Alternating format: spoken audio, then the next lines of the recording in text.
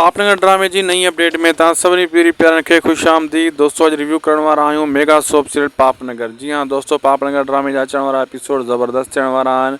हाणे दोस्तों मिठल तंग थी हथियार खणंदो हथनि में। जी हाँ दोस्तों, मिठल पंहिंजे मतिलबु माण्हुनि जा ज़ुल्म ॾिसंदो, कहर ॾिसंदो, उन खां पोइ बलाज खान जे ख़िलाफ़ु हथियार खणंदो, राबेल जे जेको आहे न बचाव लाइ बीहंदो। होॾां जेको आहे बलाज खान जेका ज़बरदस्ती राबेल सां कंदो आहे इन खे निकाह करण जी, पोइ इनजे करे मिठल तंग थी करे घर छॾे ॾींदो आहे पंहिंजो, उहो हथियार खणंदो आहे। ठीकु आहे न, पंहिंजो घर छॾे ॾींदो आहे। पोइ मिठल जे हथ में कलाशन तव्हां ॾिसंदव, ओॾो मल्हार बि अलॻि थी वेंदो। अहिड़े हिसाब सां ज़बरदस्त सीन अचण वारा आहिनि अचण वारे एपिसोडनि में।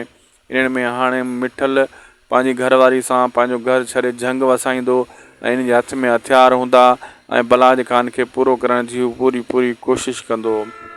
जी हाँ दोस्तों, ये ज़बरदस्त सीन अचण वारा आहिनि पापनगर मेगा सोप सीरियल में।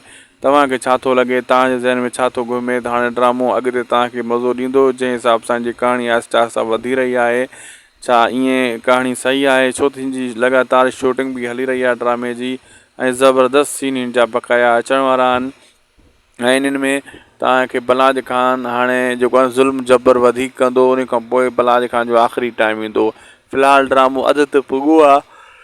ठीकु आहे न दोस्तों, हिन टाइम ड्रामो अध ते पुॻो आहे ऐं अध ते जी शूटिंग पुॻी आहे। मतिलबु इन खां पोइ 100 खां बि मथे ई ड्रामो हलंदो ऐं पोइ मिठल इन जो मल्हार ख़ात्मो कंदा बलाज खान जो, ऐं बलाज खान जो जॾहिं ढींगो ढेरी थींदो पोइ ड्रामे जो बि एंड कयो वेंदो ऐं शेरदिल बि इन जो साथ भरपूर ॾींदो।